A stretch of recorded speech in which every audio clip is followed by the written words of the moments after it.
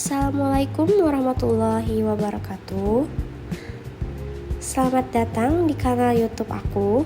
Perkenalkan, nama aku Ihdina Khairina dengan nomor induk mahasiswa 2501 0401 0254. Nah, di video aku kali ini aku akan membuat bagian dari pemenuhan tugas final test mata kuliah ilmu dakwah yang dibimbing oleh dosen pengajar kita yang terhormat Ibu Rizkiatul Hasanah, Esos Emsos.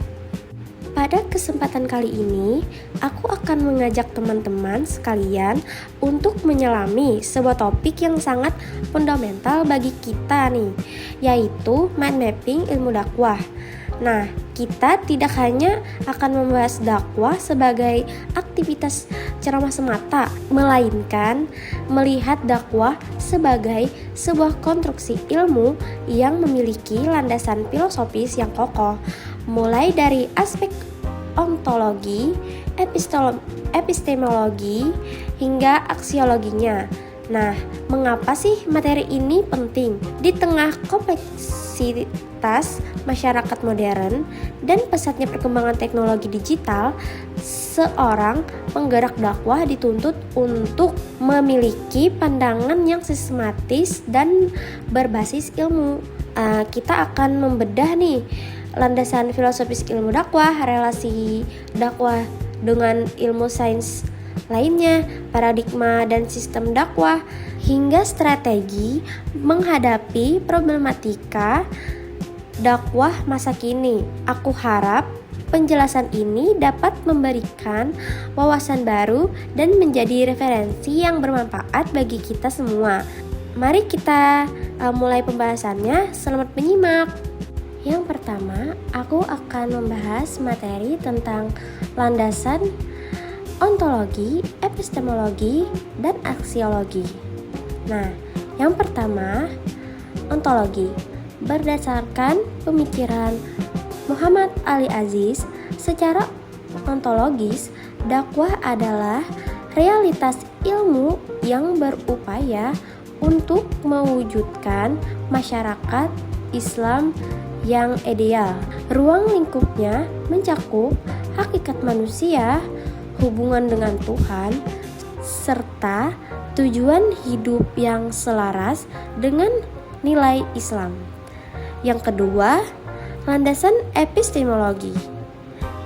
Bagaimana kita mendapatkan ilmu ini? Nah, epistemologi dakwah menjadikan Al-Quran dan hadis sebagai sumber utama atau aksioma. Namun, ini juga melibatkan metode penyusunan ilmu yang sistematis untuk memastikan kriteria kebenaran dakwah itu tetap terjaga. Yang ketiga, aksiologi. Aksiologi ini berbicara tentang nilai. Fokusnya adalah pada nilai kebenaran teologis yang menjadi dasar moral dan etika sosial. Nah, dakwah itu harus memiliki manfaat yang nyata, tanggung jawab moral dari seorang dai, serta mengandung nilai keindahan atau estetika dalam penyampaiannya. Materi yang kedua yaitu relasi ilmu dakwah dengan ilmu lain. Nah, di sini aku akan menjelaskan signifikasi ilmu dakwah dan ilmu bantu untuk ilmu dakwah. Tanpa ilmu, dakwah berisiko menjadi kontraproduktif. Signifikasinya meliputi standarisasi metodologi. Ini memberikan kerangka agar dakwah tidak dilakukan secara asal-asalan, melainkan melalui perencanaan, pelaksanaan, evaluasi yang matang. Transformasi sosial ini bertujuan untuk mengubah perilaku individu dan struktur masyarakat dari kondisi jahiliyah modern menuju tatanan yang beradab atau khairiyah ummah. Yang terakhir, keseimbangan dunia akhirat. Ini mengarahkan manusia untuk mencapai kebahagiaan yang integral, tidak hanya aspek spiritual tetapi juga kesejahteraan sosial dan material. Nah, mengapa ilmu dakwah memerlukan ilmu-ilmu bantu? Karena ia memerlukan sinergi dengan berbagai disiplin ilmu lain agar pesan Islam tetap relevan dan efektif. Nah, aku akan memberikan klasifikasi ilmu-ilmu bantu tersebut. Yang pertama, ilmu dakwah dengan ilmu-ilmu keislaman. Ilmu-ilmu keislaman memberikan materi atau apa yang harus disampaikan dalam dakwah. Nah, ilmu keislamannya yaitu ilmu tafsir dan hadis. Nah, sebagian sumber utama otoritas pesan dakwah agar tidak menyimpang dari Al-Quran dan Sunnah. Yang kedua, ilmu fikih memberikan batasan hukum tentang apa yang boleh dan tidak boleh sehingga dakwah tidak melanggar syariat. Yang ketiga, akikah, ilmu akikah menjadi inti pesan dari dakwah untuk memurnikan tauhid. Yang keempat, ilmu akhlak atau tasawuf. Nah, ini memberikan sentuhan spiritual dan etika bagi seorang dai agar memiliki integritas moral atau kepribadian yang baik atau yang menarik. Nah, yang kedua, ilmu dakwah dengan ilmu-ilmu sains sosial. Nah, ini adalah instrumen pemahaman atau konteks dalam sosial pembantu dai memahami kepada siapa pesan itu akan disampaikan. Nah, ilmu sosialnya seperti sosiologi. Nah, ini membantu untuk memetakan struktur masyarakat, kelas sosial, dan tren perubahan sosial sehingga strategi dakwah bisa disesuaikan.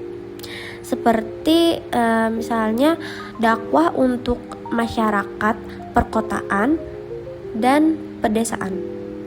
Yang kedua, psikologi. Nah, ini memahami kondisi tentang kejiwaan, motivasi, dan perilaku individu atau mad'u. Nah, dakwah yang efektif adalah yang mampu menyentuh sisi psikis pendengarnya. Nah, yang ketiga, ilmu komunikasi. Ilmu komunikasi memberikan teknik retorika, penguasaan media, dan strategi persuasi agar pesan dakwah dapat diterima dengan mudah dan minim konflik komunikasi.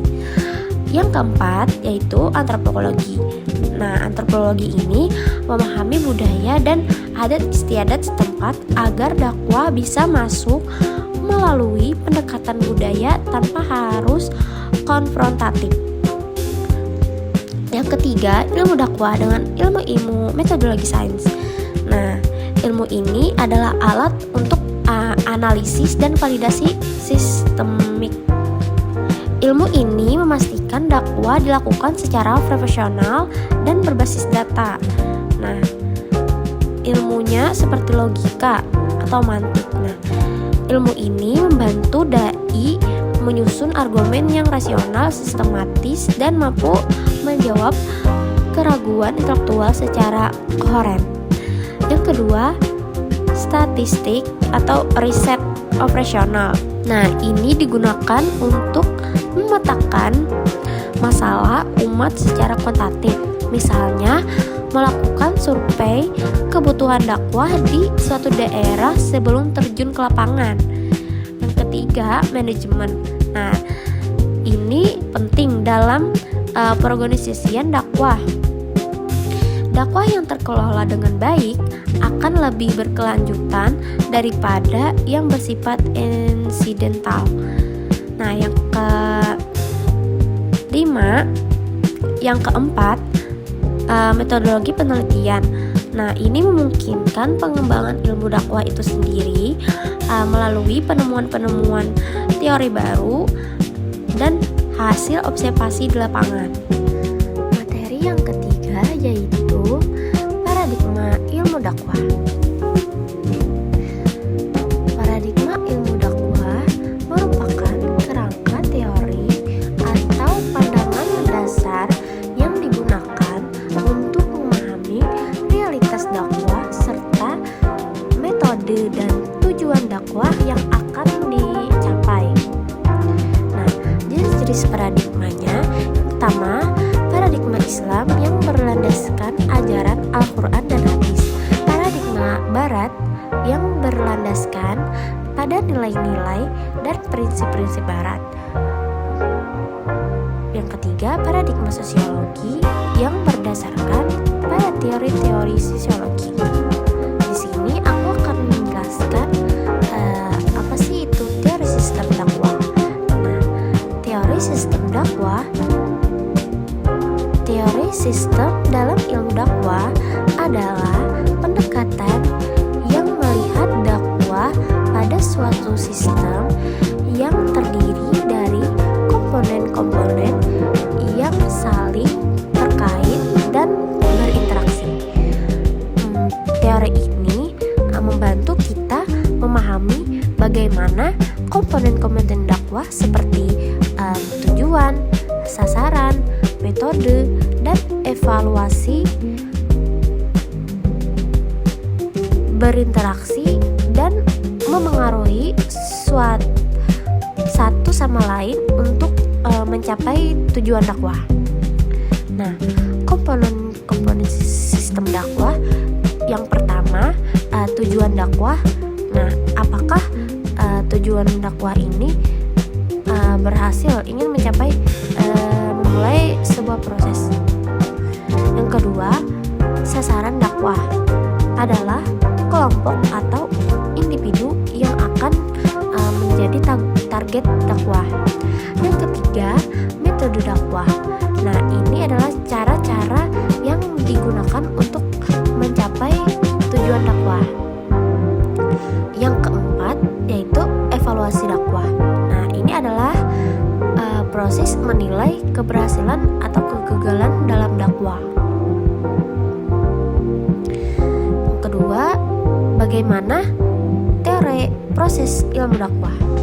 Nah, teori proses dalam ilmu dakwah adalah pendekatan yang melihat dakwah sebagai sesuatu proses yang berkelanjutan dan dinamis.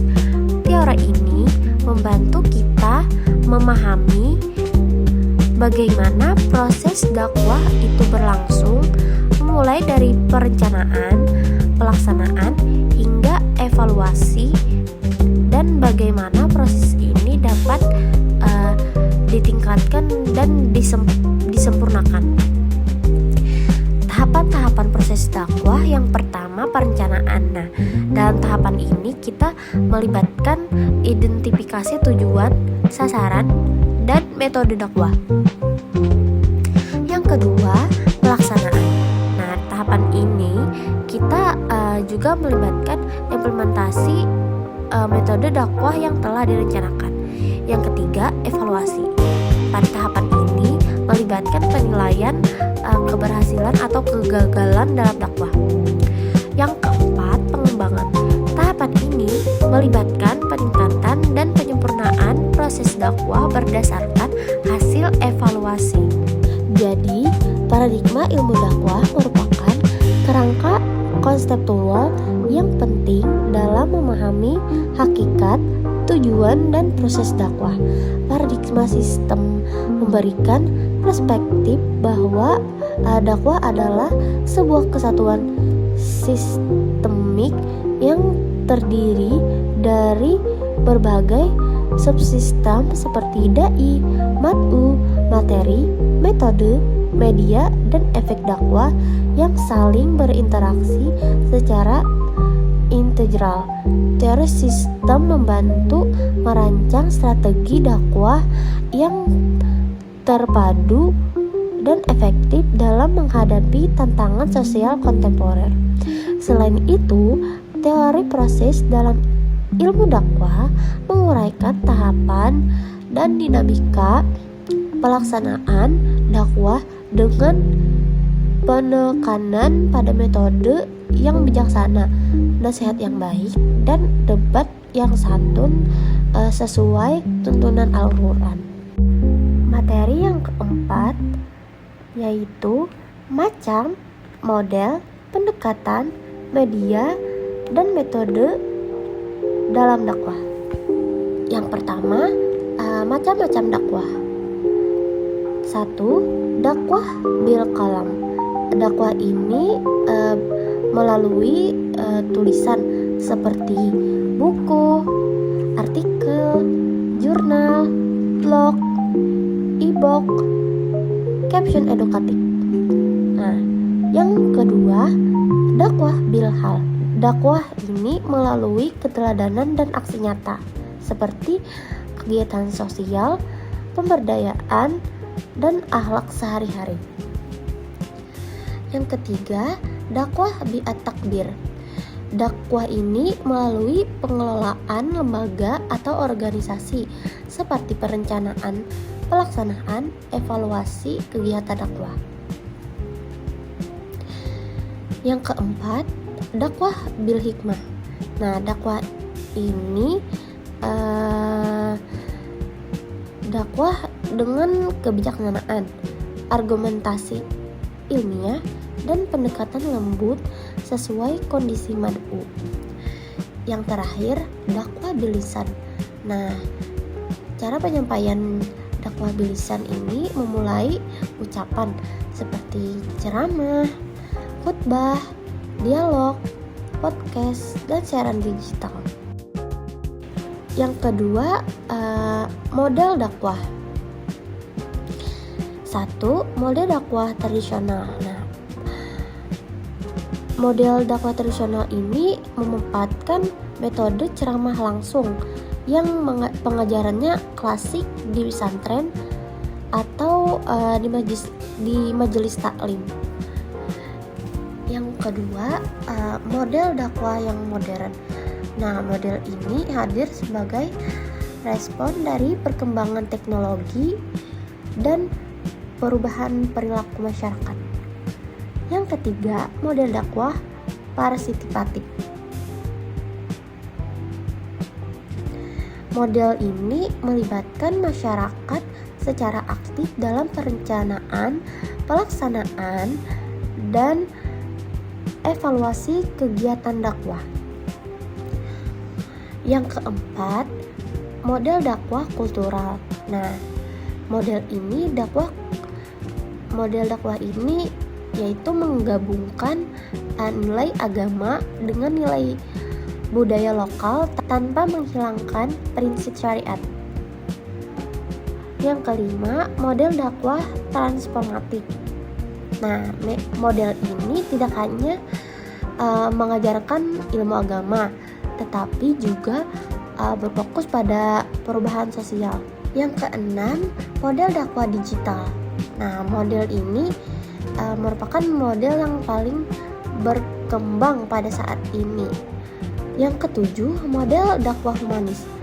Model dakwah ini menonjolkan nilai kemanusiaan, empati, toleransi, dan penghormatan terhadap perbedaan. Dan yang terakhir, model dakwah struktural.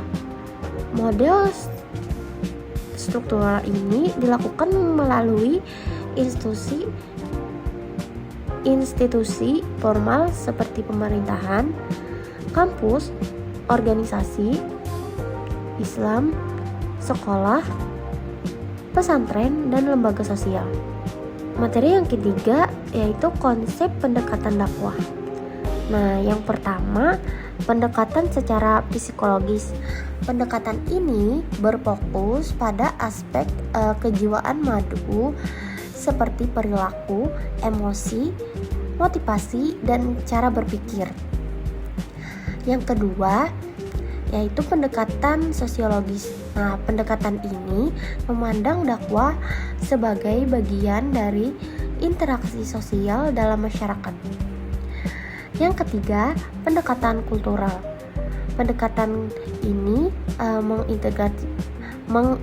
mengintegrasikan ajaran Islam dengan budaya lokal tanpa menghilangkan nilai-nilai agama. Yang keempat, pendekatan edukatif. Pendekatan ini menekankan pentingnya proses belajar. Yang kelima, pendekatan humanis. Pendekatan ini mengedepankan nilai kemanusiaan, dialog, keadilan, dan penghargaan terhadap martabat manusia. Yang keenam, pendekatan teknologis. Pendekatan ini memanfaatkan teknologi modern seperti media digital, internet, aplikasi dakwah, dan multimedia. Dan yang terakhir, pendekatan ekonomi dan transformatif. Nah, pendekatan ini berfokus pada perubahan sosial, pemberdayaan ekonomi, dan peningkatan kualitas hidup umat Islam. Yang keempat, media dakwah. Jenis-jenis media dakwah. Yang pertama, media lisan atau verbal. Nah, media ini merupakan media yang paling klasik dan paling sering digunakan sejak awal penyebaran Islam. Yang kedua, media tulisan. Nah, media tulisan ini menjadi penting ketika dakwah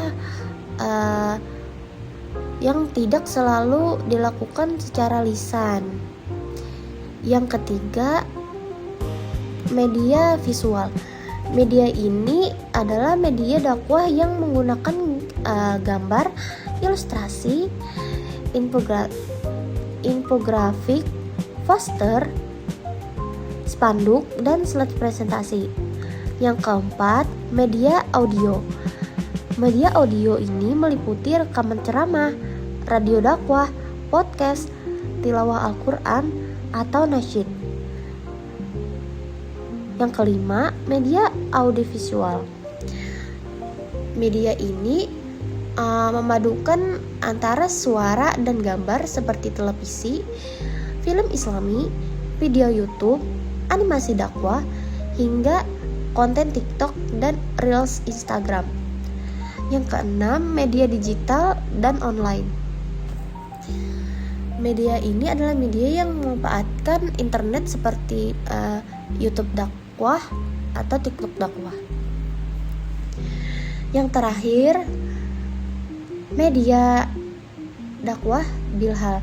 Media ini berbentuk perilaku atau tindakan nyata atau pengabdian masyarakat, misalnya kegiatan amal, pelayanan sosial, bakti masyarakat, atau pembinaan keluarga. Yang terakhir, metode dakwah. Nah, metode ini ada 6. Yang pertama, penyesuaian kondisi dan karakter mad'u. Kedua, penyesuaian tujuan dakwah. Yang ketiga, penyesuaian materi dakwah. Yang keempat, penyesuaian media dan media yang tersedia. Yang kelima, mengikuti situasi, waktu, dan tempat. Dan yang terakhir, prinsip hikmah dalam pemilihan metode. Materi yang kelima yaitu problematika dakwah masa kini. Dakwah masa kini menghadapi tantangan besar yang bersumber dari perubahan sosial, teknologi, dan budaya yang sangat cepat.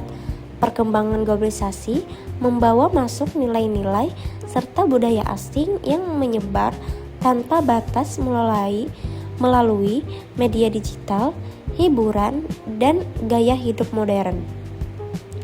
Beberapa faktor problematika dakwah pada masa kini. yaitu adanya berita hoaks yang beredar. Nah, seperti beredar pesan di WhatsApp atau media sosial yang mengatasnamakan ustadz atau kiai tertentu yang berisi hadis palsu atau informasi agama yang tidak jelas sumbernya, seperti jika tidak menyebarkan pesan ini maka akan mendapatkan musibah. Nah, ini dikaitkan dengan ajaran agama. Dampaknya umat menjadi salah paham terhadap ajaran Islam yang mudah terprovokasi. Nah, yang kedua, adanya konten provokatif masa kini. Contohnya seperti video ceramah yang memotong pernyataan ustadz sehingga seolah-olah menghina kelompok atau mazhab lain. Konten media sosial yang membandingkan ibadah kelompok tertentu dengan nada yang merendahkan atau memicu perdebatan kasar. Dampaknya menimbulkan konflik, perpecahan umat, dan dakwah kehilangan nilai hikmah. Yang ketiga, penafsiran ajaran agama yang tidak bertanggung jawab. Contohnya seperti ayat-ayat tentang jihad ditafsirkan secara sempit untuk membenarkan kekerasan atau tindakan ekstrim. Larangan tertentu dalam Islam disampaikan tanpa konteks sehingga menimbulkan kesan Islam itu kaku dan intoleran. Dampaknya citra Islam menjadi negatif dan ajaran agama disalahgunakan untuk kepentingan tertentu. Sumber daya dai. Kualitas sumber daya manusia atau dai sangat menentukan keberhasilan dakwah pada era modern. Seorang dai tidak hanya berperan sebagai penyampai ajaran agama, tetapi juga sebagai pendidik, motivator, pembimbing moral, dan mediator sosial dalam berbagai persoalan masyarakat. Seorang dai tidak hanya menyampaikan ajaran, tetapi mendidik dan membimbing moral, menggunakan komunikasi efektif dan psikologi mad'u, literasi digital, yaitu seperti media sosial atau konten audiovisual. Nah, seorang dai juga harus memiliki akhlak dan keteladanan yang menjadi kunci kepercayaan masyarakat. Mitra dakwah mad'u. Mad'u sebagai sasaran dakwah pada era modern tidak lagi merupakan kelompok yang homogen sebagaimana pada masa lalu. Perubahan struktur sosial dan perkembangan teknologi membuat masyarakat semakin beragam baik dalam hal tingkat pendidikan, kondisi ekonomi, latar belakang budaya, cara berpikir, hingga pemahaman dan komitmen keagamaannya. Mad'u dibagi menjadi 3 kategori. Yang pertama, kelompok mukmin atau orang beriman yang memerlukan pemantapan. Yang kedua, kelompok yang mengenal Islam secara minimal. Yang ketiga, kelompok yang menolak dan bersikap kontra terhadap dakwah, baik karena pengalaman buruk atau pengaruh lingkungan. Dakwah madah. Materi dakwah atau madah dakwah adalah isi pesan dakwah yang disampaikan oleh seorang dai kepada mad'u dengan bertujuan mengajak kepada kebaikan dan menjauhi keburukan sesuai ajaran Islam. Materi ini harus bersumber dari Al-Quran dan hadis serta disesuaikan dengan kondisi dan kebutuhan audiens. Materi dakwah terbagi menjadi 3. Yang pertama, akikah. Nah, materi ini yang berkaitan dengan keimanan dan keyakinan kepada Allah atau rukun iman. Yang kedua, syariah.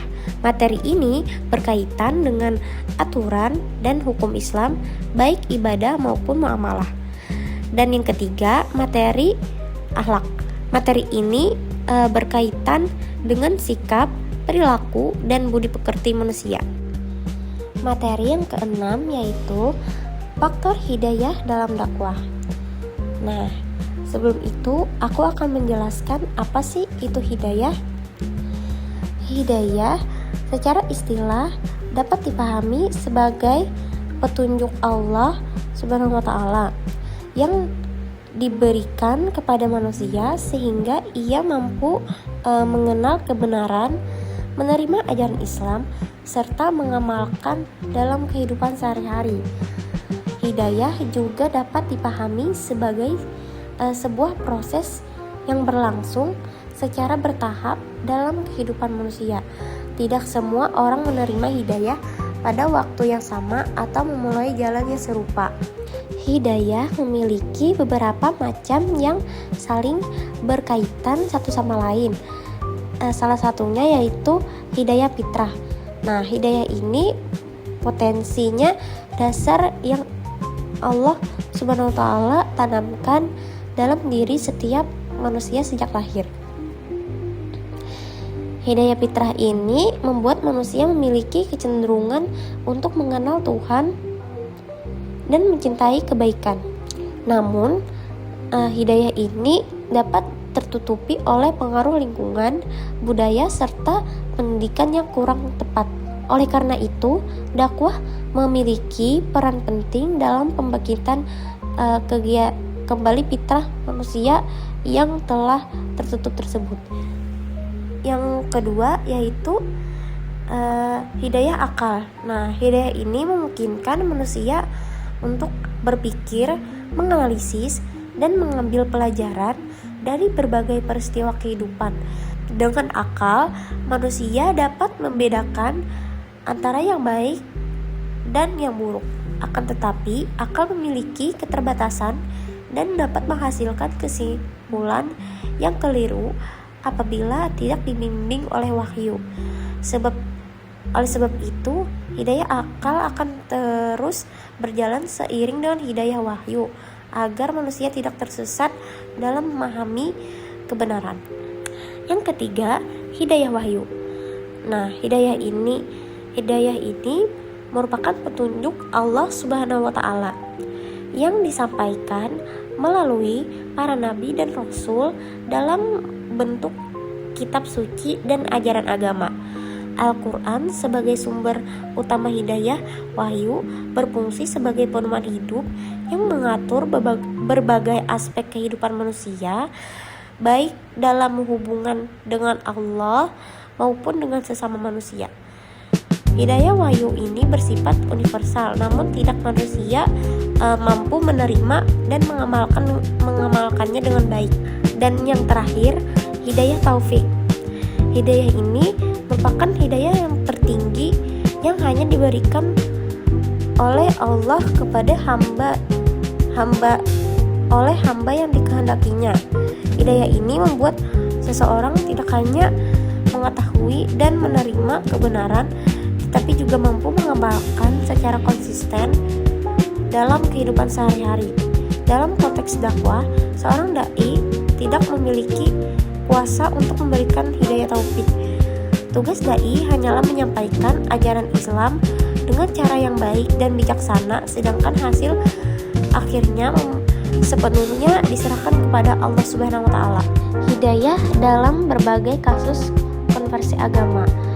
Konversi agama dapat diartikan sebagai perpindahan keyakinan seorang dari suatu agama ke agama lain yang didasarkan pada kesadaran dan keyakinan pribadi. Dalam konteks Islam, konversi agama sering dipahami sebagai proses seseorang menerima hidayah untuk memeluk agama Islam dan menjadikan Islam sebagai pedoman hidupnya. Yang terakhir, hidayah dan ikhtiar dakwah. Ikhtiar merupakan usaha sungguh-sungguh yang dilakukan manusia dalam mencapai suatu tujuan, termasuk dalam aktivitas dakwah. Dalam Islam, dakwah tidak boleh dilakukan secara sembarangan, melainkan harus direncanakan dan dilaksanakan dengan penuh kesadaran, tanggung jawab, serta keikhlasan. Pemahaman yang benar mengenai hubungan antara hidayah dan ikhtiar akan membentuk sikap mental dai yang ikhlas, sabar, dan konsisten. Dai tidak akan merasa sombong ketika dakwahnya diterima dan tidak akan merasa putus asa ketika dakwahnya belum memperoleh respon yang diharapkan. Jadi, pembahasan yang telah diuraikan dalam bab-bab sebelumnya dapat disimpulkan bahwa hidayah merupakan unsur yang sangat fundamental dalam aktivitas dakwah Islam. Hidayah bukan sekedar pengetahuan tentang kebenaran, melainkan petunjuk dari Allah Subhanahu wa taala yang menyentuh aspek akal, hati, dan perbuatan manusia. Oleh karena itu, keberhasilan dakwah tidak dapat dilepaskan dari peran hidayah sebagai anugerah ilahi yang diberikan kepada siapa saja yang dikehendakinya. Materi yang terakhir atau yang ketujuh yaitu efek dakwah dan tahapan perubahan perilaku mad'u. Yang pertama, aku akan menjelaskan tentang persuasi dakwah.